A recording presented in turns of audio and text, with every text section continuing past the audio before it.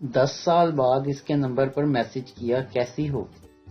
आगे से जवाब आया, अम्मी की शादी हो चुकी है अंकल, आप भी कर लें। वैसे एक बात है कि शादीशुदा जिंदगी को खुशगवार बनाने के तरीके अक्सर कंवारों के जहन में ही आते हैं। कुछ लोग इतने वेले होते हैं कि चूंटी के आगे उंगली रख कर कहते हैं, उन किथे जाएंगी। फरमाबरदार शोहर की आधी जिंदगी गुस्सा नहीं करो प्लीज कहने में ही गुजर जाती है। जितनी गंदी बातें यानी कि जितनी अच्छी बातें उतनी पक्की दोस्ती।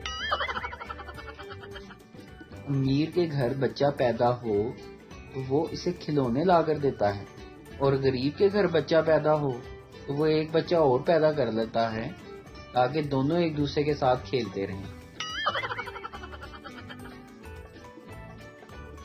आजकल के बच्चे मोबाइल खराब होने पर दूसरा ले लेते हैं। एक हम थे जो गुब्बारा फटने पर उसकी चूसनी बनाकर सर पर फोड़कर भी भरपूर मजा लेते थे।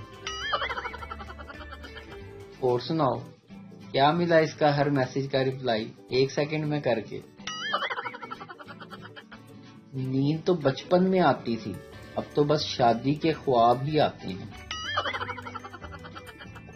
कोरोना की वजह से ज्यादा बाराती ले जाने पर पुलिस ने बारात को रोका तो दूल्हे ने तहरीरी यकीन दहानी कराई कि अगली बार ऐसा नहीं होगा।